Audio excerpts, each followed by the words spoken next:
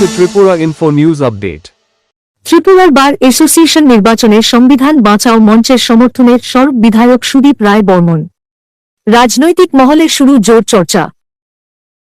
লড়াইটা ব্যক্তিগতভাবে নয়, আমি ব্যক্তিগতভাবে কারোর বিরুদ্ধে কোনো মন্তব্য করতে রাজি নই। আমাদের সংবিধান নানাভাবে আক্রান্ত। আইনজীবীরা উপলব্ধি করতে পেরেছেন সংবিধানকে বাঁচাতে হবে, তাই একটা ফোরাম এখানে গঠিত হয় বিগত অনেক বছর ধরেই, সেফ কনস্টিটিউশন।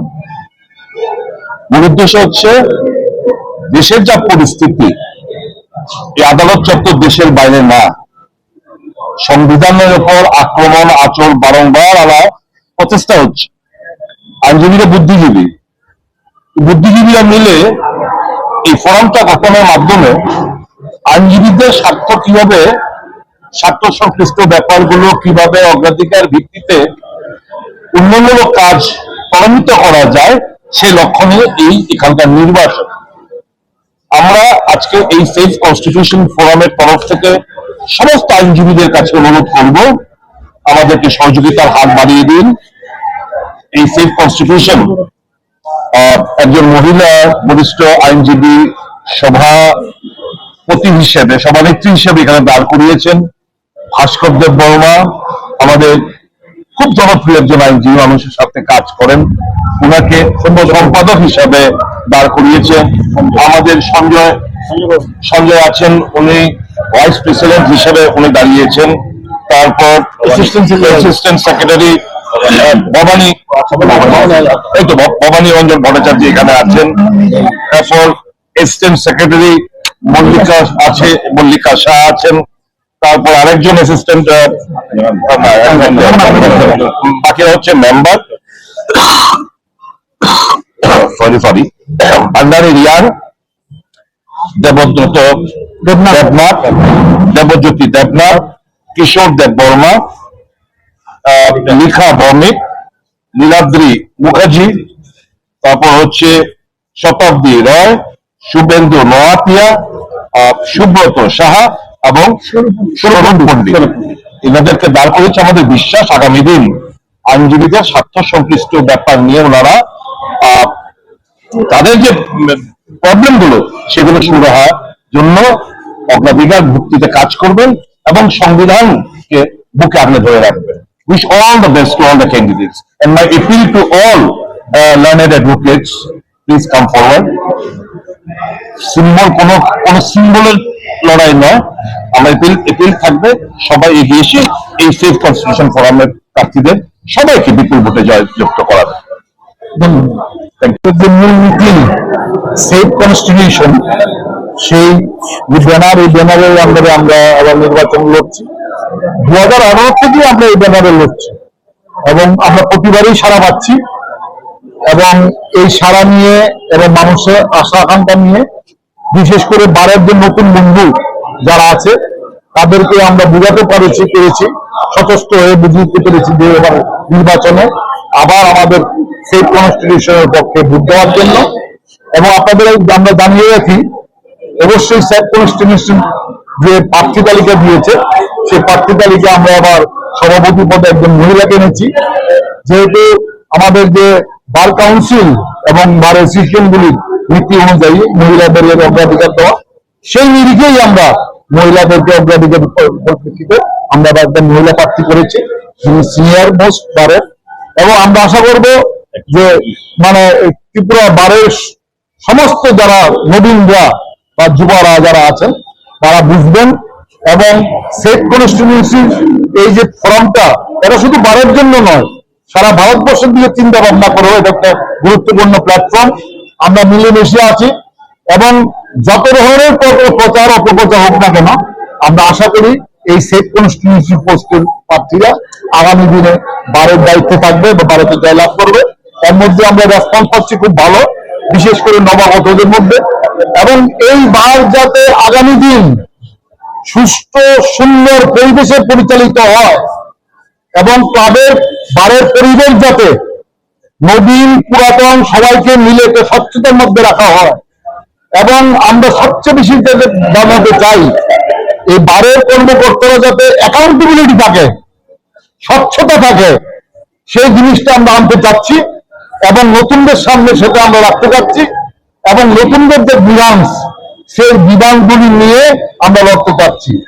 বারে এই নির্বাচনে লড়া মানে সরকারের বিরুদ্ধে নির্বাচনে লড়া নয়।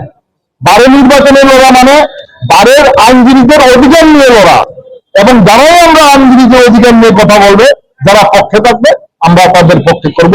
আমরা আশা করছি এবার বার নির্বাচনে আবার সেই কনস্টিটিউয়েন্সি প্রার্থী বিপুল ভোটে জয় করবে এবং আমাদের যে প্রার্থী তালিকা আছে সেই প্রার্থী তালিকা দেখবেন যে এই প্রার্থী তালিকায় আমরা সমস্ত সব দিকের সেকশন করে নিচ্ছি।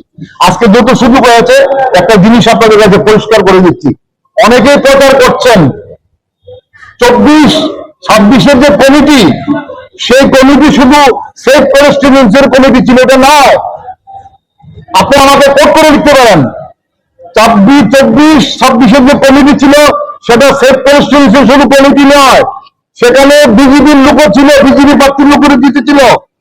আজকের যিনি প্রেসিডেন্টের নির্বাচনে দাঁড়িয়েছেন বিজেপির সুব্রত দেবনাথ, উনি ভাইস প্রেসিডেন্ট ছিলেন এবং একজন সহকারী সেক্রেটারি ছিলেন যে কমিটিতে, 3 জন সদস্য ছিলেন, এই 5 জন ছিলেন।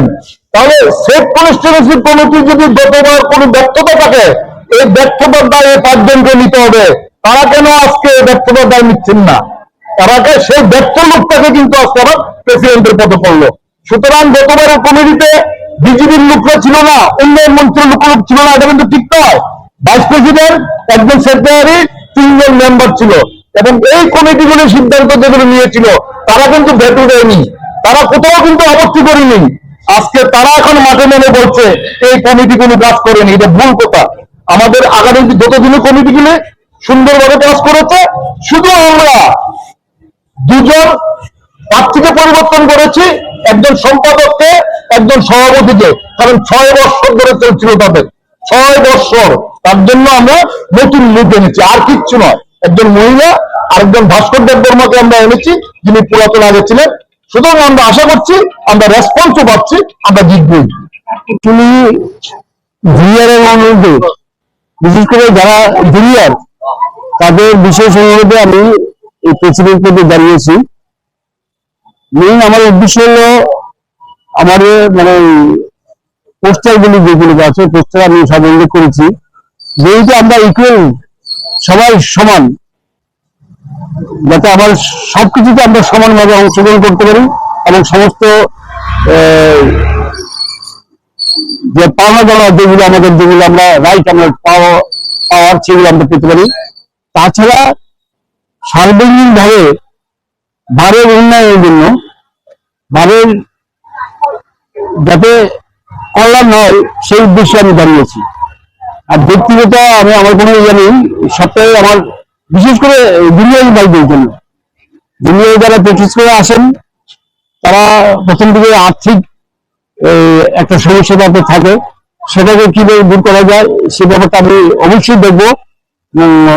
বাকি যেগুলি আছে আরো অন্যান্য যে সুযোগ সুবিধাগুলি যেগুলো আছে, কারণ দিন দিন প্রচুর ছেলেমেয়েরা আমাদের এখন মানে ল প্রমোশন আসছে, তাদেরকে এই কিভাবে বসার ব্যবস্থা করা বা অন্যান্য যেগুলো সুযোগ সুবিধা কিভাবে বেশি করে দেওয়া যেতে পারে সেই ব্যাপারটা আমি ইয়ে করবো। আমি আচ্ছা, বিশেষ করে হাইকোর্ট চত্বরে একটা স্পেশাল ক্যাম্পেইন রয়েছে, জনগণ থেকে শুরু করে সবাই, আইনজীবীরা থেকে শুরু করে সবাই এটা মানে আপনি কি বলবেন?